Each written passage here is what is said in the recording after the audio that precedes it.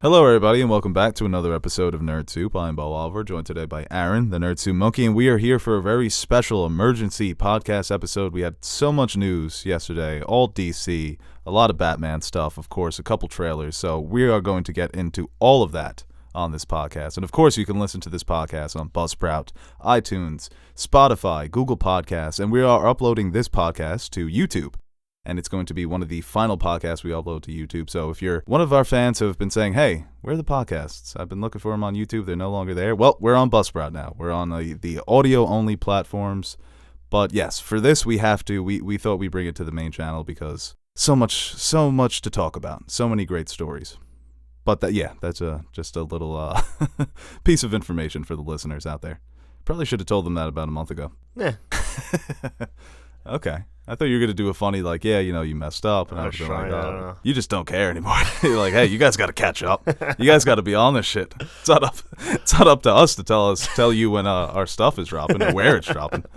All right, did you check all the boxes on that one? Well, Twitter as well. You can follow us on Twitter at Nerd Monkey, Teddy Nerd Soup, Bo Soup. I'm actually on Twitter as well. Anthony JQ Nash and Purple Girl NS. Need to get her to change that at Marissa Nerd Soup. That's so much easier to say.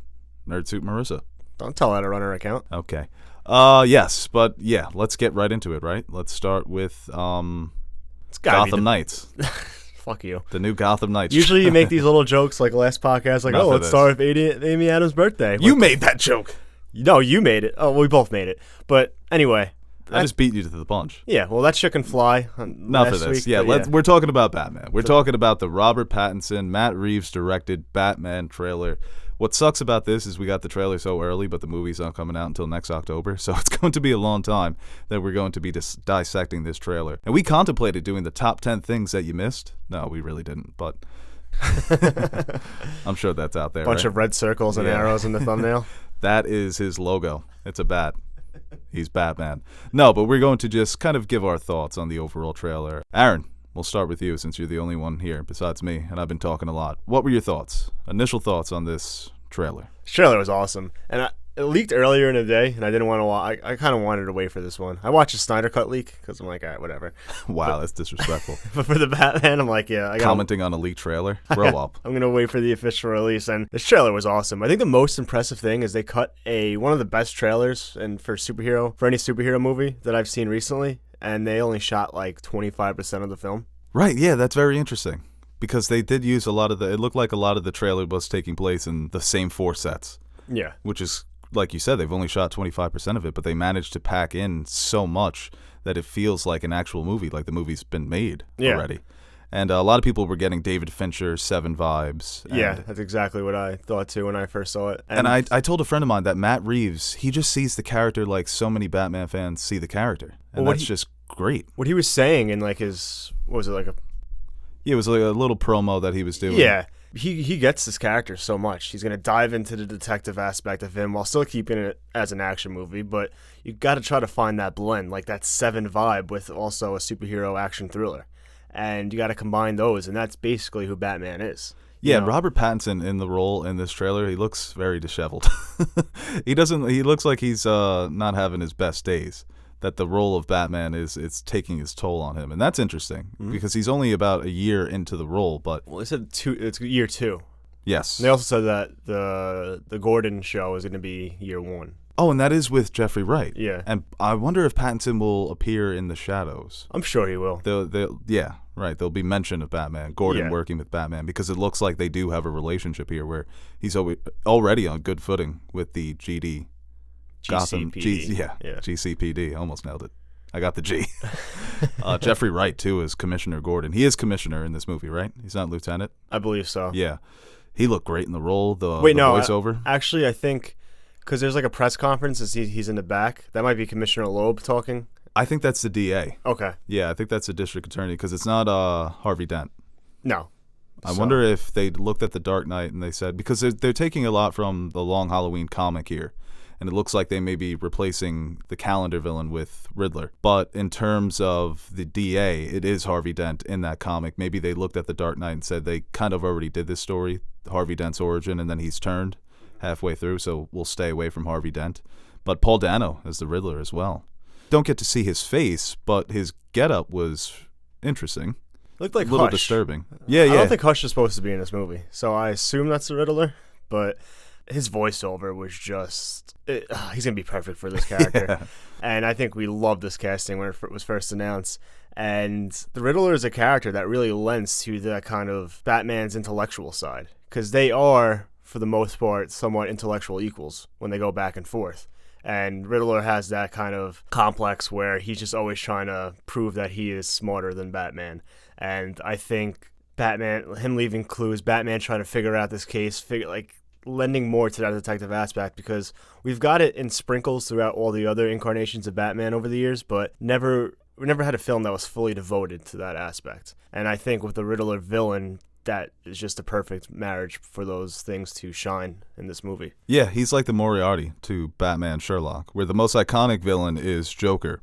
But like you mentioned, he tests Batman mentally. And with Matt Reeves, it's going to be detective first, ninja second, even though in that one scene when they say, hey, who are you? And he just beats the ever-living shit. I wasn't expecting that, because I was so on board with the trailer. The vibes look great. Batman in the suit, Robert Pattinson, Commissioner Gordon, Riddler. And then he just went full-blown Ben Affleck Batman. Arkham City Batman. Whoa! Just beat the living fuck out of this guy. Don't ask him for his name. Don't know. Now talk, yeah. Now talk. Now talk. I guess this disproves the whole you have to be ripped in order to be a strong and formidable Batman. Well, I mean, Keaton wasn't anything to, he wasn't a hulking person.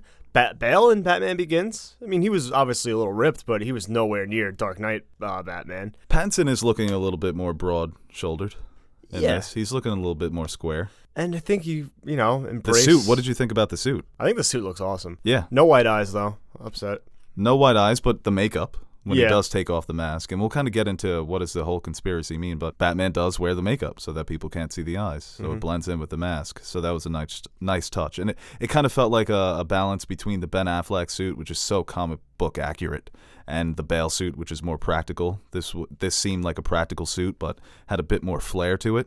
Yeah, I mean, he took a gunshot to the chest, Right, and that's when you kind of hear the Riddler's voice, right? Mm-hmm. It's like, ah! When he gets shot, it sounds like Batman's reacting to it. You saw him use the grappling hook. Oh, love the grappling hook. Yeah. You know me, love my grappling hook. What about the Batmobile? Batmobile, the engine. Yeah. That looked like Godzilla's atomic breath. It's not the tank, it's more of just like a fucking rocket car. See, we've been wondering where is it set? In what era? 90s, modern day. But that looked like something fresh out of the modern day. And up until that point, I was, this does have kind of 80s, 90s vibes. But that could be interesting. And that fits in with the 7 vibes as well. And there was some news, too, which I think we expected. This is a different universe than the Joker universe, DCEU. So I think... New Earth, they're calling it.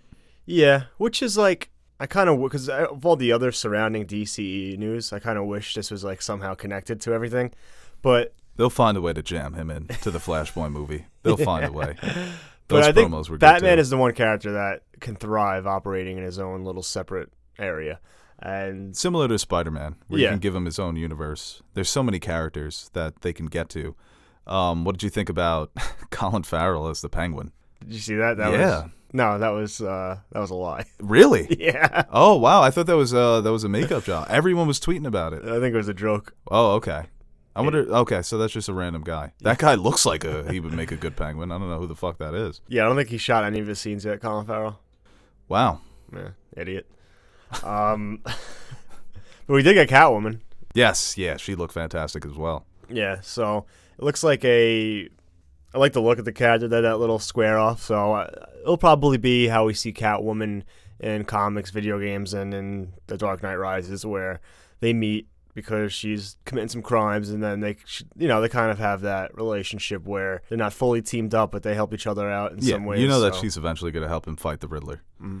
And the relationship between Riddler, obviously we didn't see John Turturro as Carmine Falcone, but in the comics there have been times when the mob approaches the Riddler as someone who can foil the Batman because he can match him intellectually. So I think it's going to be similar with Dark Knight Rises with Catwoman, where she's going to just be brought in between. Maybe she starts as working for the Mafia and eventually teams up with Batman. This is the perfect, I think, little teaser trailer too, because like we said, only 25%, so none of the broader movie is kind of we still really don't know what's happening here. And the Joker goons, There have been some conspiracies about that. The Joker is in The Long Halloween. It is revealed that he is one of the main villains of that story. So he always finds his way into the Batman stories. We haven't heard anything with casting. We haven't really heard anything as far as... Well, the premise is that Batman is investigating Gotham's corruption and how it relates to his family, which is interesting. That sounds like the Joker movie, where Batman's family was, I guess, indirectly responsible for that upheaval and those riots, and then his parents are killed by one of Joker's goons. People were saying maybe they'll connect it to the Court of Owls, which is another underworld Illuminati type group that's controlling Gotham, and that's how they'll connect it with Batman's past. Yeah. Batman's family's past with the Court of Owls. I don't know. There's a lot of ways they can go. They still have so many more cast members, like we said, Colin Farrell and many others that haven't appeared in these trailers yet. And, I mean, that's exciting to me, seeing the next trailer when they get back to... when they resume filming and they get everyone else in and they have 75% other footage that they can include into that. And someone said the question mark 2021 was the most accurate date title card. Maybe. We'll see. It's like, we didn't say 21. It was a question. Yeah. 2 question marks, actually. Andy Serkis, we hear a little bit of the voiceover. Mm-hmm. And it was a similar line that Michael Caine says to Bruce Wayne in The Dark Knight. Oh, you're a late night celebrity now. You're on the evening news. I think Andy Serkis, that's another interesting casting where everyone thought, oh, he'd be a perfect Penguin. But him as Alfred, we don't usually see him as a good guy. So I think it will be a change of pace. It's similar to Jeremy Irons. Jeremy Irons is always playing the anti-heroes and villains. And he was a great Alfred. Yeah, I think obviously year 2 Batman, it's a lens for younger Alfred. And, Andy Serkis, he's a tremendous actor. He's in good shape. And I think, it wouldn't be a stretch where he's actually a more capable Alfred. Maybe more Jeremy Irons than Michael Caine. Yeah, have some grit to him. Where he's hands-on, he's helping him build shit. He might even, help him with some strategy, or if they go with the special ops Alfred, former special ops type character, and lend him his support that way. So... Jeremy Irons, the tech genius Alfred, is kind of my favorite type of Alfred. I think Michael Caine is the best Alfred because he's just so good in that role, and I think he's the better actor. But I do like tech-savvy Alfred. Mm-hmm. And they all have that special ops background, every incarnation of the character. So with Serkis, like you said, being a younger man, maybe still being, I guess, in some sort of physical shape where he can fight and scrap. I think I would prefer that. But I also want to see him in the butler getup. Andy Serkis just handing him a cup of tea, and being the father figure, giving him Alfred wisdoms. Those are some of the best scenes, and I think in every great Batman story, there are at least 2 or 3 great Batman and Alfred scenes. He's such an important character to Batman, where it's become now more it's Batman and Alfred more so than Batman and Robin. Mm-hmm. That's the dynamic duo. So just hearing that voiceover was I love me. I love Andy Serkis. I think he's top 5 dead or alive. No purple gloves. That was upsetting.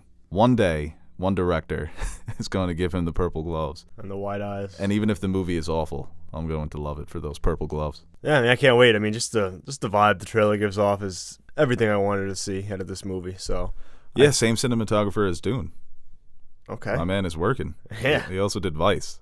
So I think anyone who was skeptical, I mean, it's still a trailer, so you don't want to, get too hype. Yeah. People do hype Batman up. I mean, you can get hype. There's nothing wrong with being hype, but I don't want expectations to go I made the joke. It's can't look too much into trailers, but also it might be better than The Dark Knight. Right, yes. But I don't know, it's exciting. And I think if you had reservations about Pattinson or Matt Reeves, I think this is a good sign for what's to come. Yeah, and I say we just go on to the next trailer. We knock out all these trailers. The next big story we had from yesterday was Zack Snyder's Justice League trailer, officially released. It was our best look yet at what Zack Snyder was planning to do with his original Justice League movie and what he is continuing to do, what he is trying to finish with this new Synder Cut coming in 2021. And people had a lot of thoughts on this trailer. Hallelujah. Terrible song choice. Nirvana, great song choice in the Batman trailer. Perfect. Set the vibe. Eerie. Surreal. Dreamlike. It would have been funny if they had Hallelujah for the Batman. Like, fuck. we gotta switch it up. Well, no, maybe Zack Snyder had or the Nirvana song. Yeah, like, what the hell do we do? He's like, I don't know, Hallelujah. It just didn't fit at all. He loves that. Terrible covers of just random songs. At least Come Together made some sort of sense. They were coming together. Oh, yeah. Hasn't fought us. not united. Thoughts on this trailer? I don't think I wasn't blown away by it, but I don't think it was a bad trailer. It's very much a compilation of just scenes that they had, and they just put it together. There was no real audio from the film or any dialogue. It was basically just things they had and threw it together. I think the biggest thing they revealed is Darkseid, and they do have more money, so I expect it to look a little better. Because I don't think it looked great, but I don't think it looked bad either. Yeah, I think the prominent thing is just it is different in tone, and I think there's going to be a few differences story-wise that we see within this trailer that are completely different from Joss Whedon's Justice League. And I think that's what most people want. What's the point if it's the same movie, right? You want it to be different. You want the Darkseid, the black suit Superman, and things like that to kind of make it feel like its own thing, which I'm sure it is. And it's very Snydery. It's very, very much a Zack Snyder film. So I think for this, it's more like I just want to wait to like see the movie. I'm tired of like talking about it and judging it off of what we're getting. But it's been a long and winding road with the Synder Cut. But like I said last week when the last podcast, it's like these characters on screen, I'm always going to get excited, and I'm probably going to like it to some degree. And that shot of them all standing together, I'm like, that's fucking awesome. Yeah, it's the Justice League. Yeah. It's the 7. Actually, no, it's just the 6. With Darkseid, you can't really be too upset with the CGI. Like we said, it's not a blockbuster budget, and who knows how good it's going to look. I said on the last podcast I kind of wanted it to look shitty. I like that. It's like when we saw Spider-Verse and it wasn't finished. I guess with new scenes, Darkseid doing something to Superman, I had read some plot leaks that originally the movie was supposed to be Darkseid finds a way to manipulate Superman and turn him into, I guess, a servant of Darkseid. That's the vision in Batman v Superman, when Superman has taken over the Earth and he's got Darkseid's bugs. I forget the name of the bugs. What is it? It's going to be 4 hours, right? It's going to be four 1 hour episodes. Yeah. And you want it to be weekly just so I can suffer. Well, I hate that. I hate just release it all at once. How long are you going to drag this out for? Well, it's weird. I mean, the weekly, obviously, not going to lie, would benefit us, for Justice League videos. I don't want it to benefit us. I don't care about that. but as someone who wants this film to be good, I think it's made as a movie. It should be viewed as a movie. I think if you cut it up into 4 hours, I think we talked about this, something similar too, how shit like that can affect pacing, especially with this movie. If it's like Batman vs Superman, one of the problems with that movie was pacing. Maybe it might might benefit it if you could take a break and doesn't feel long and drawn out. But I don't know. I think just release it as a movie. 3.5 hours. That's not. We all saw The Irishman. We can handle it. We're big boys. And I guess, I'm trying to think of new footage. We saw the shot with Cyborg and his dad when his dad dies. We didn't see that in the movie. I don't think we've seen that in any of the trailers. And we saw some more football footage. The Flash scene we saw in the original trailer. Right. And there was also that moment where Batman was taking the shots from the Parademon. There we go. With where he was just holding up his arm. Yeah. That was pretty gangster. It's cool to see Ben Affleck back in the role again, and obviously he's going to be in the Flash movie. We'll talk about that a little later. But did you see Zack Snyder clapping back at Scott Mendelson? Yeah, what'd he say? Something about... Well, Scott Mendelson had commented on the trailer. I forget what he said exactly. And Zack Snyder clapped back and said, "You said that you enjoyed the theatrical cut of Justice League like a Saturday morning cartoon. Well, this movie is for grown-ups." Whenever he's just starting to build a little bit of credibility for me, just knocks it all down like Jenga. Rips it out. I like Snyder, but that's... He became an edgelord. That's what people on Twitter were calling him. Yeah. He went full edgelord. I mean, I get it. For grown-ups, do you know your fan base, my guy? It's like... I don't know. Because his perception of a grown-up movie, once again, I'll always go back to it, is what he said would happen to Batman in Batman Begins. Yeah. In my Batman movie, Batman can get jail raped. He thinks that's adult and mature because it's a horrific thing. That's what frustrates me about him as an artist. I mean, I guess he's been piled on for so many years. It's a one shot same that thing, he's like taken. With athletes and celebrities, probably. I mean, he's got a lot of support, but a lot of people hate him. And same thing like when you see Kevin Durant, people just shitting on him on Twitter. Sometimes you want to clap back. But I think there's certain ways to go about it. It definitely made for an interesting little back and forth on Twitter. So I think we both enjoyed Justice League too, like like a Saturday morning cartoon. Yeah, no, that's exactly. That's actually right, a good description of the theatrical version. Yes. I'm excited for this movie, and I think it has the potential to be. I think with some of the restrictions, obviously, it's not going to be perfect or exactly what he envisioned. What do you get? $40 million to finish. Maybe do some reshoots, touch up some CGI here and there. But I don't know. I'm just looking for a fun. I'm just looking forward You're to. living in a fucking dream world, buddy. Well, no, I'm just looking forward to like just something different. Maybe take some chances. Fun. I'm not expecting. Grow up. Yeah, true. I'm just not expecting it to be a masterpiece, but I think a capable movie better than the theatrical version is very much possible. We will see. Yeah, I'm not taking it easy on you now, Snyder. I was warming up to him a little bit. I was going to give him maybe a couple passes. Now I'm going in all in. I'm going Skip Bayless. I'm about to be. I'm offended that he hasn't clapped back at me yet. I need to start tweeting at him more. Let's move on to the next trailer. We have Wonder Woman 19. I'm trying. I want Ayer to tweet it back at me. Who? Ayer. They always should on Suicide That's small Squad. fish. Ayer's easy. I know. Yeah. But it's like, because I know there's nothing he could say, because I'll just be like, I know. just watch your fucking movie. Yeah, at least Zack Snyder is.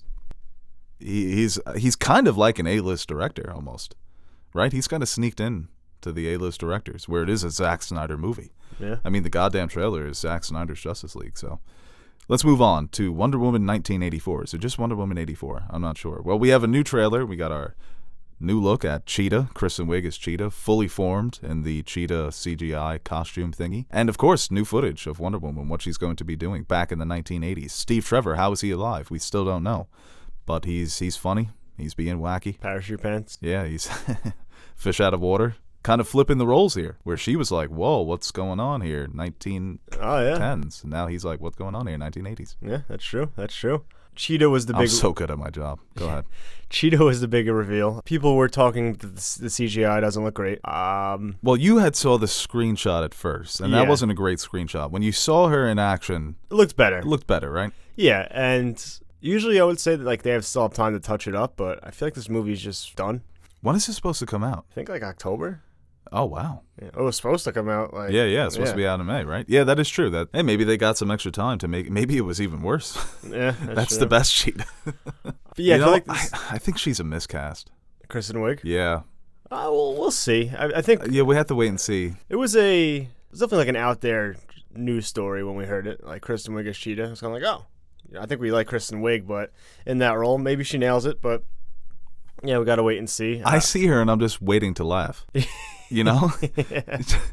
She was just so overwhelmingly goofy on SNL and Bridesmaids. And I mean, she's a great comedic performer and a brilliant writer. I love Bridesmaids. But I see her and I just want to laugh. Yeah, I think that was like with Steve Carell too in the beginning. But you got to take... I think she's done some more serious roles recently. I do commend her for stepping out of her comfort zone for this. Patty Jenkins has been defending her since the beginning, saying that this is my Cheetah. But Gal Gadot, of course, I mean, she's just so good as this character. And the new armor looks great, the golden armor. Yeah, it looks fucking incredible. When she was hopping around, swinging off the lightning. Yeah, I love that. That is so gangster. I don't know if that's like... She's a god. Yeah, I don't know the physics of that, but... That's Zeus giving her a nice little assist. Nice. Yeah, boy. They're related. Yeah, that looks incredible. Like you said, Steve Trevor, Pedro Pascal as the villain. We got some more. He's fantastic. Yeah, he is good in everything. Mm-hmm. So I feel like this movie's just been. They kind of had to extend the promotion because of the delays. So it just feels like we've been seeing promotion and trailers for this movie for so long. But what's going on with Steve Trevor, dude? What are your theories on this? Is it him? Did he survive? I have no idea. It's one of those things where it's like. Is she being manipulated in some way? I still can't buy it. Is he a ghost? Just tell me what happens, and if they just say like yeah, like they just don't reference it, I'll be like okay, fine. It's just really. See, that would really hurt the first movie for me. If it's not, yeah. If it's not something where it is, and it's just a weird. It has to make sense. Yeah, that's true. All right, let's move on to the next trailer. Do we have any more trailers? Yeah, Suicide Squad. We actually have a behind the scenes and also a cast trailer where they were just listing off all the different actors and who they were playing. Mm-hmm. So to get both of those was really cool. And obviously James Gunn, it's going to be the first movie he's directed since Guardians of the Galaxy Volume 2. So he's really excited, and he's always said that he's been a fan of both DC and Marvel, and it's right up his alley. These characters, they're anti-heroes, they're gray, and he has the freedom to inject some of his comedic styles, his comedic sensibilities into this movie. So all that said, the budget, the behind the scenes, that's what really blew me away, is how many different sets and locations these guys were going to. It looks massive. Yeah, I mean, my takeaway was King Shark, obviously, but well, you're a King Shark Stan account now, right? Yeah. You got to change the profile picture. You got to change the name. I changed the header. Yeah, no, he did look okay. He looked goofy. He looked funny. It fits. I think real quick to like the lineup, I think some of the it was a nice mix of characters looking great and like a little wacky. Well, I get a lot of the boys vibes from this. Yeah. Where the costumes are kind of silly. The They're Suicide colorful. Squad- They yeah, look a they little are cheap. wacky. I think Harley Quinn looked fantastic. Yes. I think that's my favorite get-up that she's had. She's something else, man. Yeah. But that looks straight Arkham video game, Right, Harley yeah. Quinn, with the red and black. So, yeah, I'm excited to see. John Cena's character, I thought, looked funny. Yeah. But they kind of said that behind the scenes was actually, that was fantastic. Mm-hmm. They said it was like a fucking war movie mixed with like I don't know, but the way It they looked were, like they were globetrotting. yeah, the way they were talking about it was like, you know, this full of twists and turns, and you think one thing and then something else happens, and that's just constant. Well, I'm pretty sure he's going to murder these people left and right. He's going to be picking. It's not going to be like the first Suicide Squad where the grappling guy gets blown up and that's it. And the whole movie is Will Smith, can he shoot Harley Quinn? No, of course he can't. This one is going to be people are going to be blown up accidentally. The violence is going to be, I think, random. Yeah. Which would work for, I mean, if you look at his movie Super, I mean, it's brutal. So he's kind of done existential superheroism before. This like cast of characters and the wackiness that the Suicide Squad lens is perfect for James Gunn. And I don't know, he said this is his favorite cast he's ever worked with. Ooh. Yeah. So. Wow. Yeah. That's surprising. Because sometimes like you have to say that stuff. They're like, oh, this is one of the best. So you could still, like, the Guardians crew could be like, oh, yeah, we're the other one of the best. It's a great cast. He just said, this is the best. Hey, he's being honest. He's like, you guys got to be better next time around. Guardians of the Galaxy 3. You know, just be more personable. Be more affable. Even after Bautista risked his entire job defending him. It's like, this is the best cast ever. Was it? Oh, his brother's in both, so. Right, that is true. And also Rooker. So there is more crossover. Yeah. Rooker's in it as well. I like that, how he brought Rooker along. Yeah, he always brings Rooker along. It's not a James Gunn movie without Michael Rooker. He's the man. And also Taika. But this is kind of like, that first Suicide Squad trailer for Ayer's film was fantastic. But it was definitely that darker, grittier vibe to it. Presented a different movie than what we got. And then the other promotion after that was all... more like this. Yeah. But this actually was, like, you could tell the conflicting ideologies between studio and Ayer, between just those two trailers alone. This one seems like they knew what they were going right from the beginning. This is bipartisan. Yeah. I think that lends to a better film. Yeah, I love colorful movies. Love the colors. Zack Snyder just looking at this like, this is blinding. Reds and yellows and oranges. Ah! Easy. We're going to go Suicide Squad the game? Or? Yeah, might as well just go to Suicide Squad the game. Rocksteady had announced this a couple weeks ago. They released that teaser image with Superman in the crosshairs. And yeah, similar vibes to the actual movie. Very colorful. The characters are swinging around and fighting and talking shit. Yeah, I think like this 4-minute trailer, they had better chemistry than the Suicide Squad movie. Seriously, yeah. It felt like there was like a relationship there, and they've been together for a little, you know, and they played very well off each other, even just in this 4-minute trailer.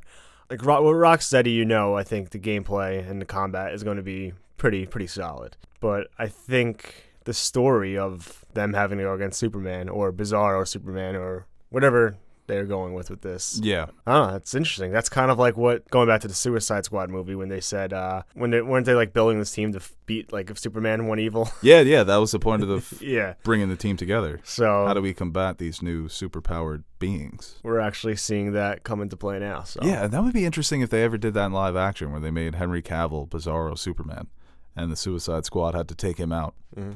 Yeah, but like you said with Rocksteady, it's going to be interesting to see the way that they kind of balance all these characters going from mission to mission, and they're in good hands. Rocksteady Studios. It's interesting because we're also going to talk about Gotham Knights in a little bit, but they have really kind of just set the template for how you address combat in video games. The triangle square combination. Somebody made that joke about the Batman trailer. It's just spread across all different games now, and with these characters, it's perfect fit. I think it's such a great next step for this studio, and of course everyone wants them to make an actual Superman game. I think that would be cool as well. Yeah, there were rumors about Superman appearing in Arkham Knight, so yeah, no, I'm excited about this. I'm definitely going to spend my money on it. Yeah, I think so too. We really didn't get much. It was basically just a long cutscene trailer, but right, yeah, and people they sometimes would like to see some gameplay. We don't know how far away this game is. Did it have a release date? I think it's a couple of years. So they're definitely still working on it. I doubt hardly any of the game is actually finished, but their gameplay, like I just said, that's what they strive in. But yes, Gotham Knights. We'll move on to the next DC video game trailer. Gotham Knights. Not being produced by Rocksteady, actually being produced by Warner Brothers Montreal. That is the studio, right? Yeah. Is their Canadian video game studio that actually worked on Arkham Origins. So, the big complaint with Arkham Origins is they didn't expand on anything, but the gameplay was pretty much the same. That's encouraging for me. Maybe, I guess, from the storytelling aspect of what this game could be, you're a little apprehensive, but in terms of is it going to be fun to play with Batman's sidekicks? Yes, I think so. Yeah, pretty sure there's going to be like a co-op element into this too. Ooh, what, me, you, Ted, and Ash? I'm Bats. Who are you? Bat's dead. Oh, right, fuck. I'm Nightwing. No, I'm Damian. If it's Damian, I'm Damian. If it's Tim Drake, I don't want anything to do with him. You could be Jason Todd. I'm kind of disappointed that this isn't, well, I guess it's not a direct sequel to the Arkham games, right? Because Batwoman, Barbara Gordon is Oracle in those games. Right, yes. Well, they got Conroy to voice it, so I thought that it was going to be a direct sequel. And Batman isn't necessarily dead at the end of Arkham Knight. I think he's just revealed that he's Bruce Wayne. So he goes on the run. And like you said, Barbara Gordon is Oracle. Tim Drake's already Red Robin in those, is he? No, he's just Robin. Okay. Yeah, but regardless, we got Red Hood, Batgirl, Nightwing, and Robin. Those are, I think all those characters are pretty much beloved, especially I think Nightwing and Red Hood, as far as that whole storyline. The whole Under the Red Hood movies and comics, I think, are very popular, and I think it's really fun to play with all these characters. Especially with Batgirl. I feel we never played with them in the Arkham games, right? I can't remember. They're DLC. Okay. Yeah, you did get some. And the last one, you got to do a little co-op where you would do certain missions with Robin. Yeah, then you would flip and switch with them and play with them. I remember that. So Catwoman instead of Batgirl. Yeah. But you did the Batgirl DLC before she was crippled by Joker. Yeah.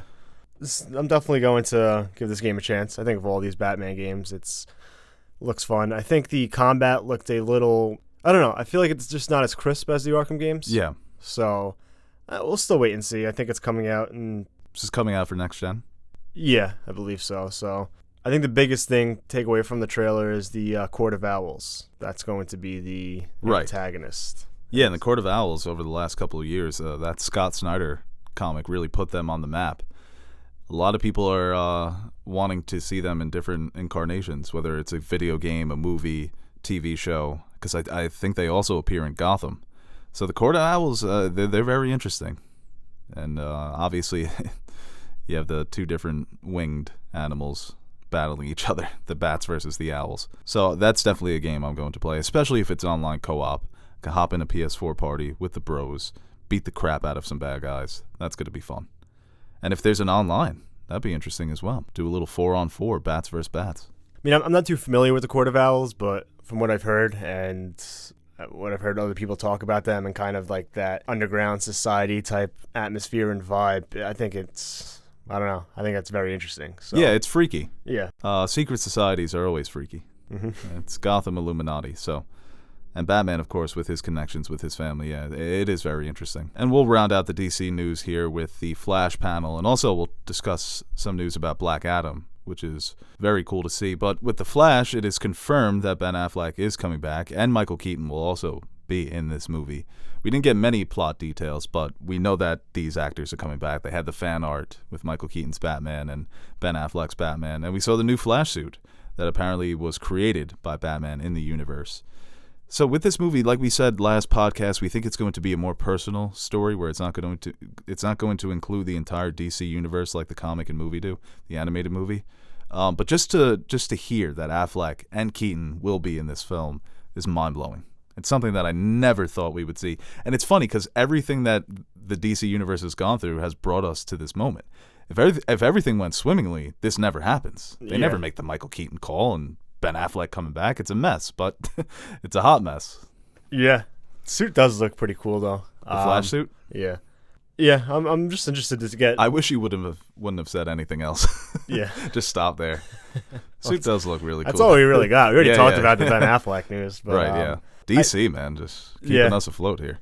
So I think, obviously, when more plot details come out, we'll start to get an idea of what this movie's going to be. Ezra Miller's going to reprise the role, I guess. You think he gets bounced? It looks like that's just swept under the rug, huh? Yeah, so I don't know. We'll see, but you know what? It usually comes from the fans. When the fans are just relentless in pushing these studios to address certain allegations, and it hasn't been that widespread, at least that I've seen. I saw a few people mention it yesterday on Twitter, but most people were just excited about the movie. Yeah. I guess we'll see what happens there. But as far as the film, I mean, you're going to have a lot of liberty, a lot of freedom to do whatever the fuck you want because it's Flashpoint and nothing really matters. You could do anything. So I do wonder if we will get some more details within the next few months of, Henry Cavill's going to be in this movie. Gal Gadot might be in this movie. And then it can turn from... Brandon Routh's going to be in this movie. Yeah. Where it can go from... We're excited to see Ben Affleck and Michael Keaton on the same screen as Batman, but this movie could be just fucking massive. Right, and we also got a lot of good news about Black Adam, and that's a movie that's just been in development. Not development hell, it's just been in development. It's the loading screen on your computer for the past, it almost feels like 5 or 6 years since it was announced. I think it does go back to about 2014, 2015 that The Rock has been attached to this. So credit for him for not leaving. He stuck it out. He said, hey, I'll just go do other shit, right? Yeah. Call me when you're ready. And we also got some casting news for some new characters that are also going to appear in this movie. Do you have that list there? Hawkman, Dr. Fate, Cyclone, and Atom Smasher. Okay, well, Hawkman and Dr. Fate are the two that stand out to me because they're the two I'm most familiar with. And Dr. Fate is the Doctor Strange of the DC universe. And Shazam, Black Adam, obviously has a lot to do with magic. So that makes sense. And this is going to be Black Adam's movie, right, with these characters? Yeah. Or is this going to be Shazam too? He may have an appearance, but I think it's going to be a Black Adam movie. We didn't get much. We got like that little voiceover from The Rock and kind of explaining some of the different, the background of this character. That was pretty cool too. They had the Boss Logic concept arts. Yes. And they kind of incorporated that into this teaser. Love that guy. I think it might be like whatever planet he's from or wherever he is. I think it might take place on that. I'm not sure if it's going to go Earthbound or it might be split, but we didn't get much, but I think it's going to be a very Black Adam-centric film, and that's interesting. I think he's probably one of the better anti-heroes DC has. Yeah, and he does sometimes skew on more villain than anti-hero, and it's definitely going to be a movie where he gradually turns into the anti-hero. Or they may do a reverse, where he starts out as somebody who... That's the thing, I'm so unfamiliar with Black Adam. And they've changed he has a couple of different origins in the comic books. My only, I guess, knowledge of him has been through, like, Shazam's things, so... Right, yeah. But it is interesting. He'll probably be the protagonist of this movie. You'll probably see him display some gray areas within his character and his morals, and then, I guess, a sequel or a Shazam sequel will kind of all intertwine. The Rock has been he's been doing this for a while, but he kind of doubled down yesterday talking about, like, he wants Superman. Like, that's going to be the big showdown. Hell yeah, man. He posted that picture a few years ago of him and Cavill sitting down having a drink. Mm-hmm. That's the fight that he wants. The Rock is the man. I really he's really just enjoying being The Rock. I mean, you have to, right? And like I said, the fact that he stuck around with this movie and said, I'll just wait until we can get it done the right way. So I commend The Rock for that, and he deserves to scrap it up with Superman. And so does Superman. Superman deserves a good scrap. These are the stories that you want to tell with these characters. When these all-powerful characters, they're boring. We have to give them challenging obstacles. Just make them fight each other. There you go.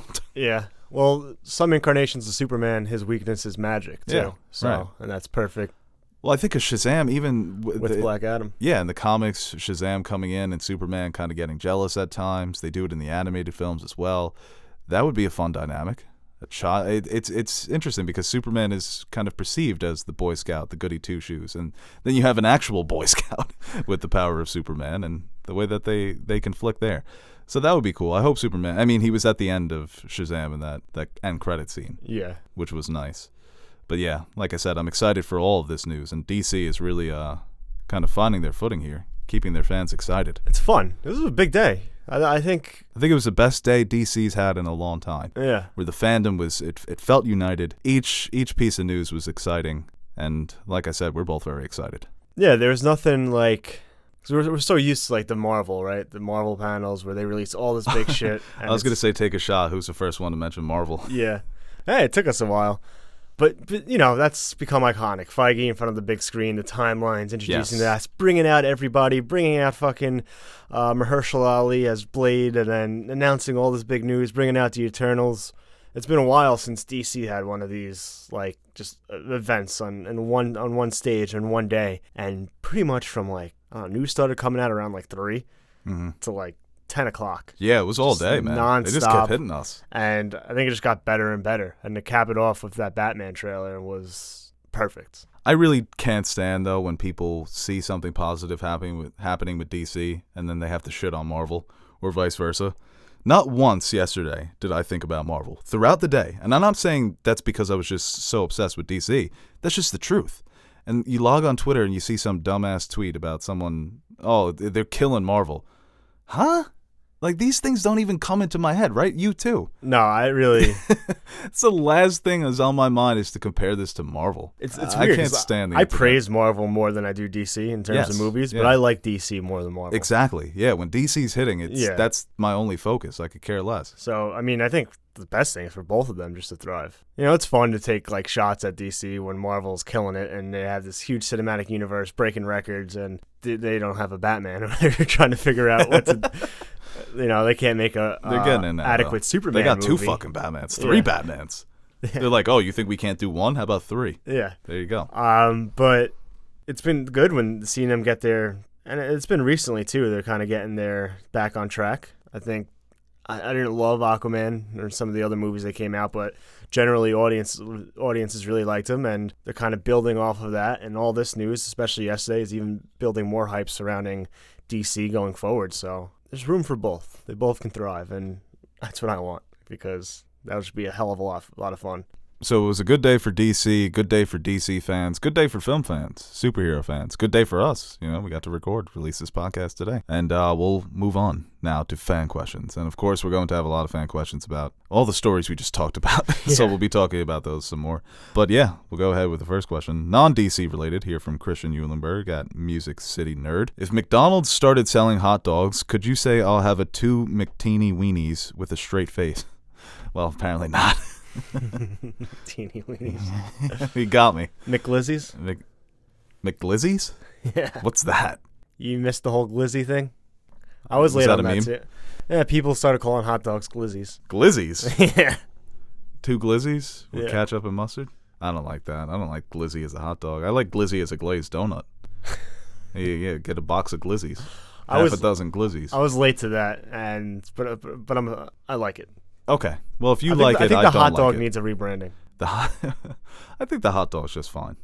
People need to respect the hot dog. It's like baseball. They always want to change the game to bring in new fans. Maybe not be stupid and be able to sit through a baseball game. Well, glizzy used to be slang for... a Glock? Yeah. Right? Yeah, I got the glizzy. So I went from a gun to a hot dog. I feel like the gun and the hot dog are somewhat related. I don't know how. Yeah, no, I was... Not too sure about that one. Let's move on here to Josh Clark's question. At J.A. Clark 21, who would you like to see as the Joker in an inevitable Batman sequel? Yeah, it's probably going to happen. Yeah. It's got to. I don't know. People were saying, I think you said it too, Lakeith Stanfield. Johnny Depp his name's always surrounding the Joker because who's wacky? That Johnny Depp is. He plays wacky characters. Yeah, rumored to be the Riddler in the Dark Knight trilogy. So, I mean, people always fan casted Leo. I don't know if that's ever going to happen, but... No way. I don't know. I kind of... Lakeith Stanfield? Yeah, I said that.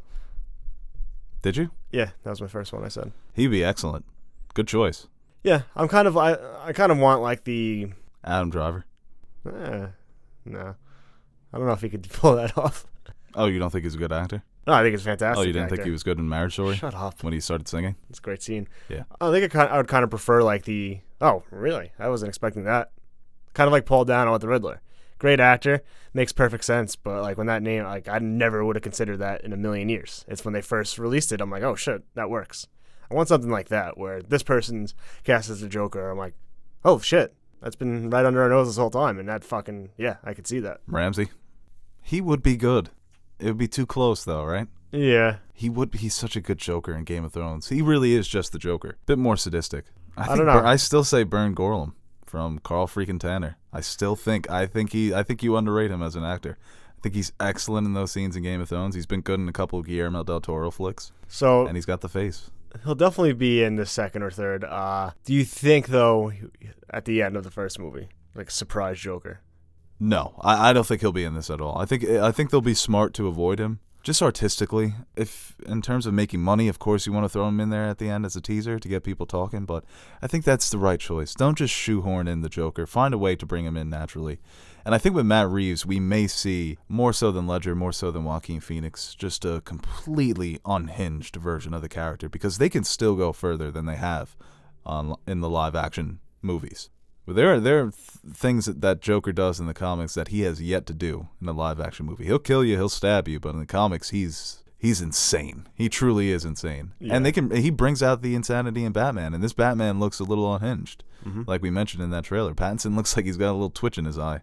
You gotta let Pattinson get his Joker, especially because I really think we might see the best Batman, because the way that Reeves knows the character, we may see the Sherlock power of deduction super genius Batman here, who is mad, who is out of his mind. I think there's a better... It's tough to say, like, it could be better than The Dark Knight or whatever, because it's such an iconic movie, but I think the window for being the best Batman... Yes. Or the best Batman movie... that focuses on Batman. Yes. Yeah. Because The Dark Knight, like we always say, is very much Joker's movie. And this might be the best Batman movie, but The Dark Knight could still be better. Kind of like, I don't know. I guess it's semantics, but... The better movie, but this is the better... Batman movie. Yeah. That's what it really is. The movie that focuses on Batman. He's front and center. And yeah, I mean, Nolan's Batman is great, but taking away the detective element, not taking it away, but dumbing him down, it does remove an interesting layer from that character. I just want the Sherlock Holmes moment in this movie where Batman just blows you away with his power of deduction. That's why I love Sherlock Holmes. That's why I love detective stories. I want Batman to go full L.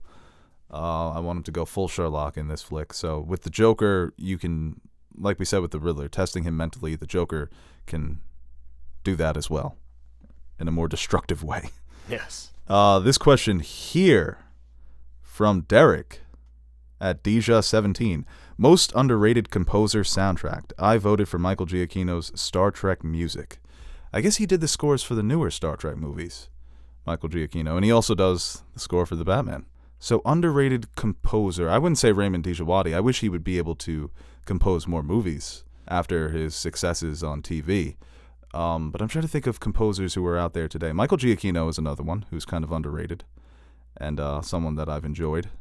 Yeah. Adam Silvestri is not someone who's underrated, but his Avengers theme has really grown on me throughout the years. I think it started out as a theme where people didn't love it, but now it's become so iconic. Yeah. I think Angelo Badalamenti, obviously from Twin Peaks. I think that's probably one of the best scores, not only in TV, but film. I think also could be film when you go to Fire Walk With Me. That's kind of... Well, Tom York with Suspiria, I loved his score, and obviously, big Radiohead fan. I think Johnny Greenwood has been nominated more frequently for Oscars for the movies that he worked on. I loved his score for There Will Be Blood. Didn't get any Oscar love, but his Phantom Thread score did. Yeah. What I love about Badalamenti, too, going back to him, is how Lynch just brings him on for pretty much every movie. I think he's done from Lost Highway to A Straight Story. Like, it doesn't matter. Just bring him along. And I think, like I said before, his Twin Peaks score is absolutely breathtaking. Good question. This question here from Zoe at ZoeYY227. How hard did you guys orgasm after seeing that trailer?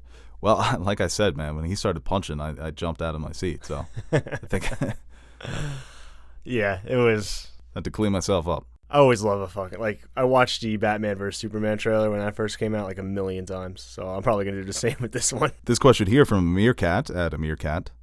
Most anticipated upcoming film that isn't a big one. So I guess most anticipated drama, independent movie, A24. I guess The Northman would be one for me, obviously, with Robert Eggers. Big fan of him. And of course, getting that cast, and we talked about that on the last podcast. A Vikings epic story coming from that brain. What the hell is that going to be? So I'm very excited for that. And I'm trying to think. It's hard to keep up now with the smaller ones because it seems like we're always getting the blockbusters are always getting the new dates. But smaller independent dramas, it would be about that time where we would start gearing up for Oscar season, right? Yeah, it's always funny how, like, with the bigger blockbuster, bigger movies, it's like 2 years of anticipation from when you first hear it's happening to when it comes out. Smaller movies, they kind of just come out of nowhere. You see maybe a trailer and you're like, oh, what's this? And you're like, it's coming out in like 2 weeks. And it has like a 98% on Rotten Tomatoes. I can't wait to see that one. One movie that's kind of been talked about for a while, which I think was supposed to come out but never did, and I think it released in one of the earlier film festivals, and people were talking about Anthony Hopkins' performance as being one of the best of his career, and that's The Father. Okay. And that's also with Olivia Colman, Rufus Sewell.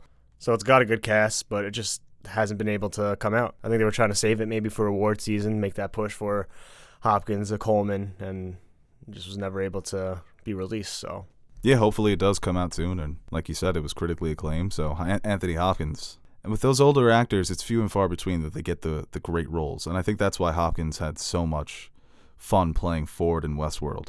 Because he was one of the best written characters of his career, illustrious career. And, you know, at that age, at 78, 79, to get a character that well written. So, very excited to see that. This question here from Dahlia at Cookies and Milk. If you had to compare yourself to one fictional character, who would it be and why? Alternatively, how would each of the Soup Boys describe their perfect day? Well, we can't speak for Teddy and Nash, but I would say Nash, Sunday Mimosa Chronicles. Can't speak for him, I just did. And Teddy just playing golf all day. yeah. I think my perfect day would be a day that I've yet to have, where where it's an Airbnb in like Vermont, middle of the fall. I've got mushrooms, I've got weed, I've got my trip sitter. Friends, maybe. Pepper. Optional. Oh yeah, optional. They come and go. I could turn them on and off when I don't want them there. Live a day like Walden.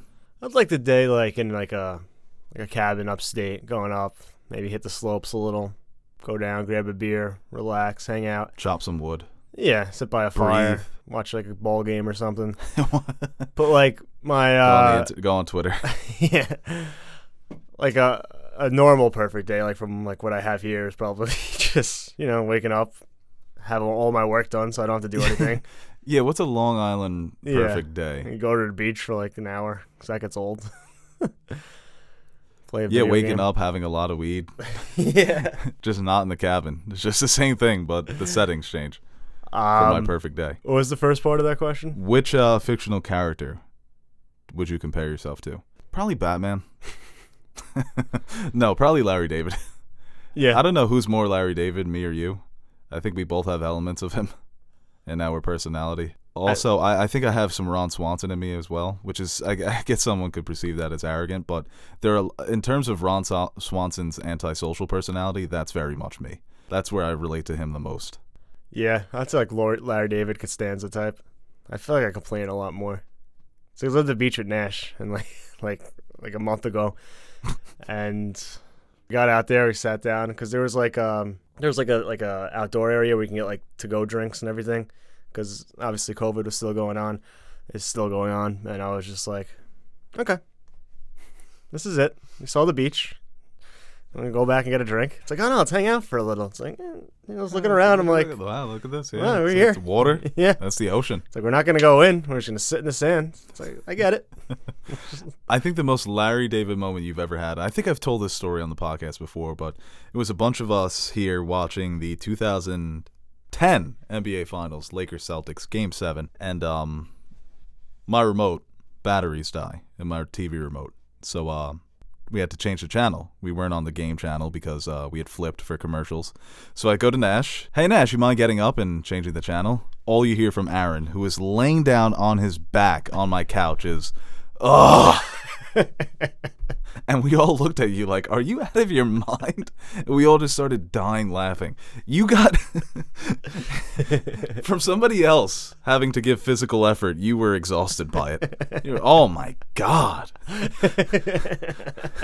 You were probably closer to the TV.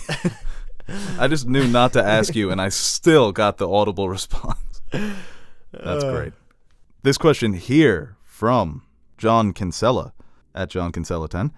What's the story, lads? I like that. Longtime listener from Ireland. What trailer still gets you hyped for whatever movie, TV show, regardless of how good it was? Mine's the trailer for Game of Thrones Season 8. A fantastic trailer. Ooh, I still remember when that trailer dropped, man. That was a big day. Yeah, that was Arya running. I know death. I see many faces. Looking forward to seeing this one. The music. What a disappointment. Suicide Squad. That first trailer, we just mentioned it. Age of Ultron. We always mention these, some of my favorite trailers. Always get me hype. Those are always ones I go back to. The Force Awakens trailer was fucking awesome, too. Yeah. Which one, though? The teaser or the Chewie We're Home? Because the teaser was great, too. Really when good. Kylo Ren's walking in the forest and there's been an awakening. They're both good. Have you felt it? The promotion for that film was fantastic. Seeing the Falcon for the first time, yeah, the promotion was really excellent. And they started early, dude. They started like the November, a year before it came out. And 2014 marketing. Damn, that was good times. This question here from Sarah Canfield, at Sarah Canfield 5. Please call out my friend Becky for not being excited about Pauly D's Riddler. Well, Becky, I'm here to tell you that you're wrong. And you should be excited for Pauly D's Riddler. I like that, Pauly D. Because he is an excellent choice for this character. The uneasiness of the character, the skittishness. I mentioned this about Mark Ruffalo's Hulk. It's the same thing with the Riddler. And I think you saw elements of the Riddler in his other performances, especially Prisoners. He doesn't speak much in Prisoners, but he freaks you out. He's just got a freaky-ass vibe. Thinking of Pauly D from Jersey Shore as the Riddler. Of course. I just know you so well. I could see your mind moving, and I'm like, he's thinking of another Pauly D. Or he's just caught up on Pauly D because he found it funny. But no, I do think he's an excellent casting choice. This question here from Dogified Lyrics and Random Things at Dogified. How much do you think splitting the Synder Cut will build hype for it? Well, we did discuss this a little bit when we discussed the trailer about how they're splitting it into 4 one-hour episodes. We don't know if it's going to be released weekly. You would think that's the way to do it. If you are going to split it up, release it weekly, build week-to-week hype, and get more people coming back. Yeah, it's a interesting choice, too. I mean, if the first part comes out and it is weekly, and you watch the first hour, and maybe it's similar to the Justice League, or maybe it's just not great, and you kind of see where it's going. I don't know if it will detract people from coming back, but it could derail it somewhat. But yeah, no, it could definitely derail it. I guess if it sucks, which it might. I guess it's a reaction to people, like, they don't think people can sit down and watch a 3-hour, 4-hour movie. Yeah, that's definitely it. Yeah, but that's definitely it. I think for a movie like this that people were so excited for and so much hype around it, I think the longer, like, well, you get a pass. That's a selling point, like 3.5 hours Snyder Cut unreleased. That's the thing. I think there's like 20,000 people excited for this. They're just very active on Twitter. There's just 20,000 Zack Snyder users on Twitter, just fan accounts. But the rest of the world, no, you can't sell. Scorsese, yeah, it's Scorsese. Oh, I know Scorsese. He's a great artist. He's one of our geniuses. I'll sit 3.5 hours for Scorsese. For Justice League, you're gonna sit 4 hours? Yeah. Can you sell this to my mom? But maybe if you do the 4 parts, maybe my mom and Saul Hill get together and watch together. But they ain't sitting down for 4 hours. My mom and Saul Hill test. That's what you got to pass, right? For a movie like this, who's your audience? This question here from Christopher Anthony at Chris A. Garcia. Besides Empire Strikes Back and Godfather 2, what are sequels that were better than Part 1? This happens more often than people think. Shrek 2. Winter Soldier. Winter Soldier. Toy Story 2 is often considered the best Toy Story. I think they're both equal, but Two Towers, I mean, you can make that argument that it's slightly better than Fellowship, but that's just pulling hairs at that point with all three of those movies. The Dark Knight. Yeah, Dark Knight. Spider-Man 2. Spider-Man 2, yeah. No. Blade Runner 2049. Maybe, yeah. Obviously, they always say the sequel's never better than the original, but occasionally it does happen. Yeah. And it's always, It always depends, like, I guess, how you... what you're... Do you think Godfather 2 is better than 1? Yes. Yeah, it's a little splitting better. hairs, though. It's like Two Towers and Fellowship. But I think it's kind of like how you approach the sequel. How the studio, director, it's like... You see, it's you could do either one or two things. Well, maybe even more, but I feel like these are the two approaches that are most commonly that go into making a sequel. It's take what people liked and just blow it out of proportion to the point where it becomes almost a parody of what came before it, or it's just expanding on what people like. And right.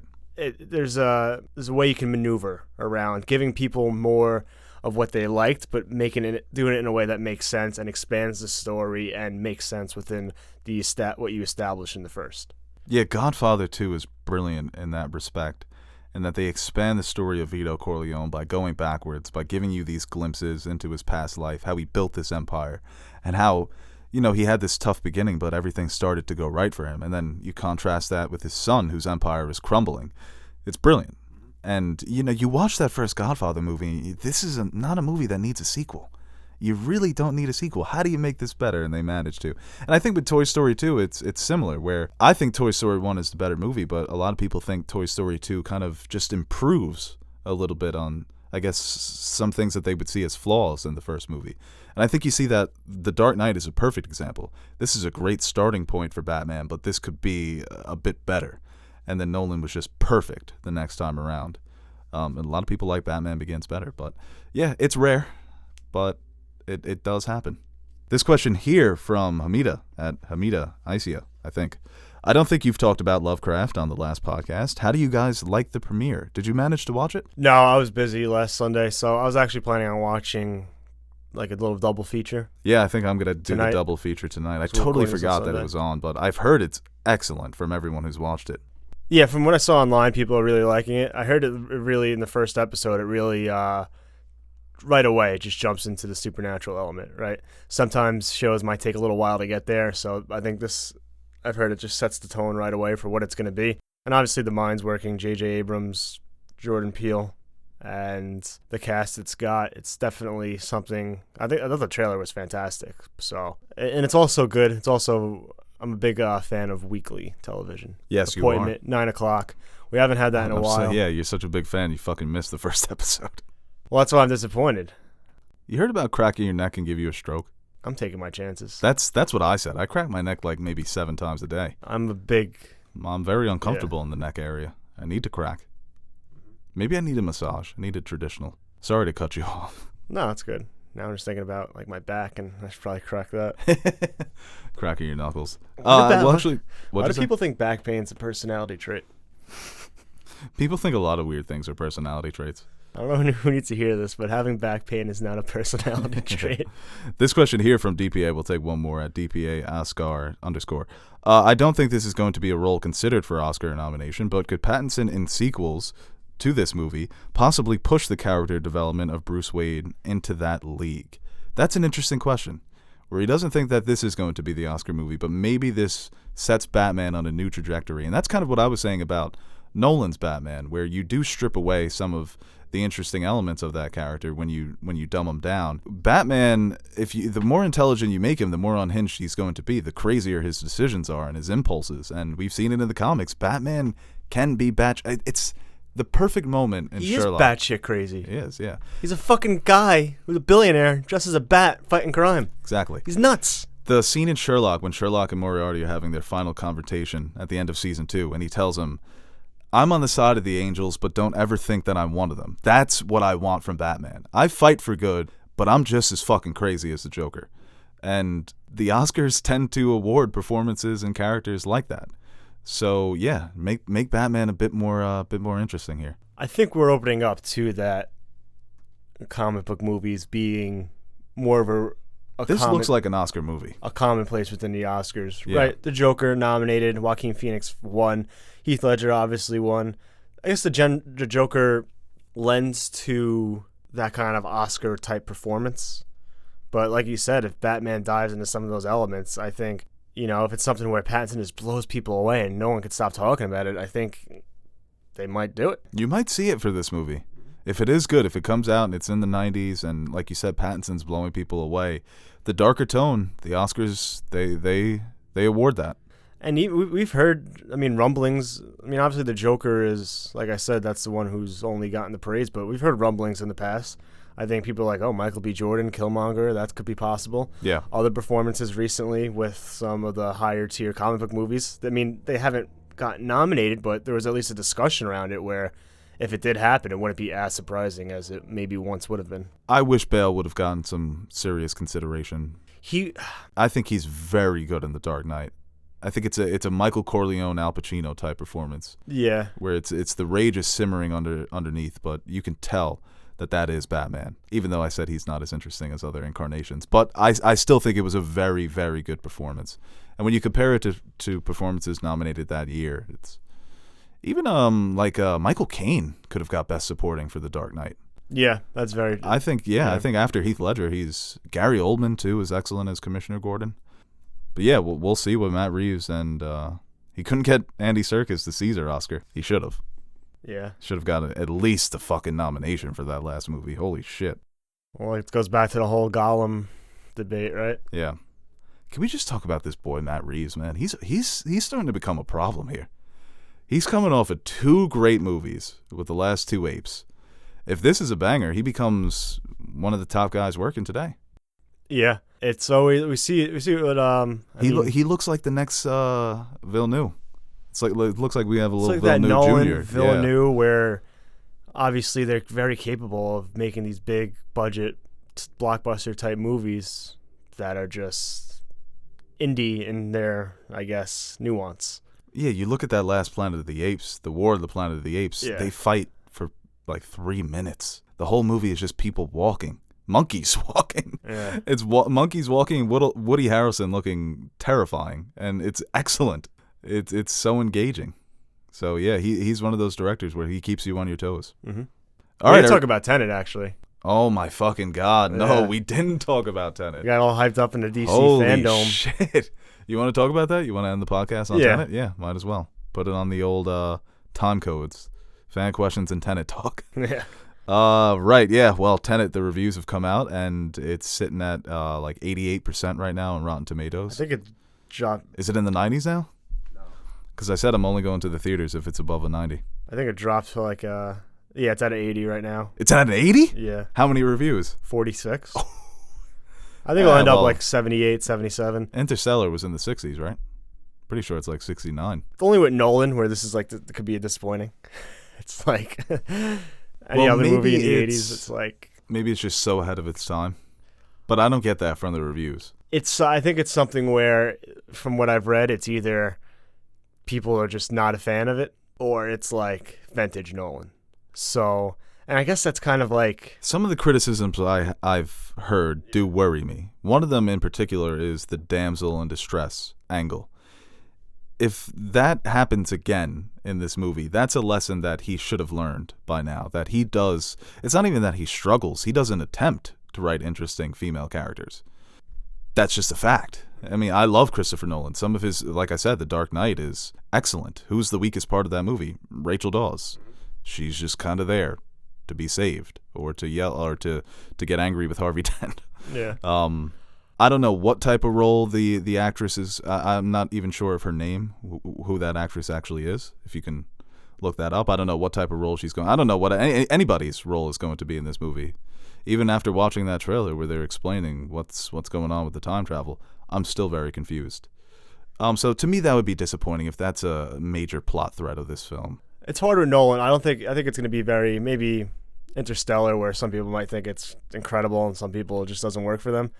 which I don't think it's a bad thing either. I mean, No, and I'm on the side of I like Interstellar. yeah. So I like it more than most people, I think. I'm still excited for this movie. I think Interstellar is very much like a 7.5 to an 8 out of 10. But there's just so many great moments, man, where you throw that up on the 4K TV and they're traveling through space.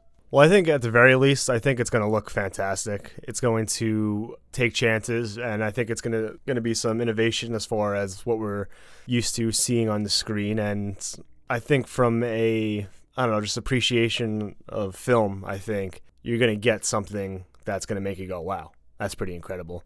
Maybe if the writing isn't all there. I think concept-wise, like we say with Nolan sometimes, I think the concept might be there, but the inner details might be a little off.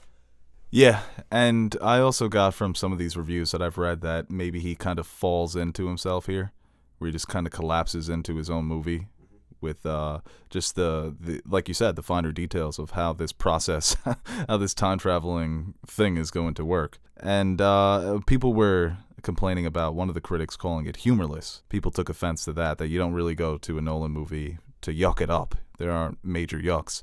I do sometimes think people forget how funny his Batman movies are. Yeah. They aren't that dark and serious. There are moments of levity throughout. And it's similar to Empire Strikes too. Back. Yeah. Especially with Hardy's character and Joseph Gordon-Levitt's. And they have his screenplays are always clever. They have like a nice little dynamic in some of those scenes where they're kind of just hanging out. I said on Twitter, it's not the ha-ha laugh. It's a...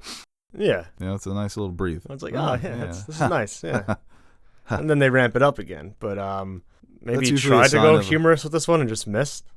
Yeah, if it's just super, super serious. Yeah. And it doesn't seem like a concept that should be taken that seriously. That's the thing.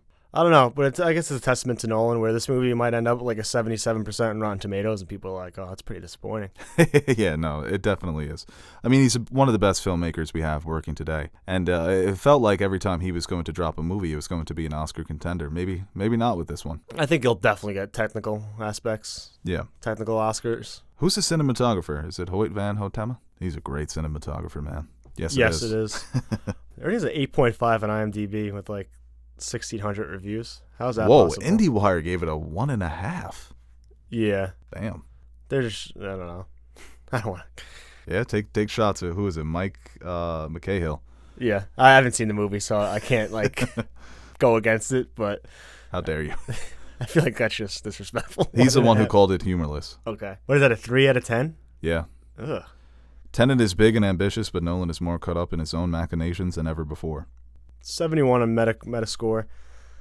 We'll see. We will see. Well, maybe not. All right, everybody, that's the Nerd 2 podcast for today. I hope you enjoyed this very special edition, one day early. We're in the lab cooking up the soup, so you can enjoy it. And for Aaron, the Nerd 2 Monkey, I am Bo Oliver, signing off one last time. Aaron, any last thoughts? One last time? Yeah, no, I'm retiring. Oh, cool. Yeah, I'm done after this. We've peaked. We're going to have like a Succession type battle for who takes the helm? You and Teddy? Meanwhile, it's just Nash. I leave it to Nash and the will. I'm dying. Oh, guess the video's over. Ended pretty abruptly. Hey guys, Bo Oliver here for one final send-off. And before we go, we would like to thank our very special Patreon members, pledgers, whatever you guys want to call yourselves. You keep the lights on here at the studio. So it's really our pleasure to review all these movies, TV shows, video games that we all know and love. And we actually have a couple of shows that have been suggested by Patreon members that we will be reviewing in the next couple of weeks. And if you're a fan of anime, get excited because we have Neon Genesis, My Hero Academia, Full Metal Alchemist Brotherhood, not technically an anime, but also Castlevania. And of course, if you want to visit our Patreon page and pledge, see the different rewards that we have, maybe you can suggest a show, a movie, a video game. Or maybe you don't want to do any of that. Honestly, watching up until this point of the video is good enough for me. So, thank you out there, and stay safe.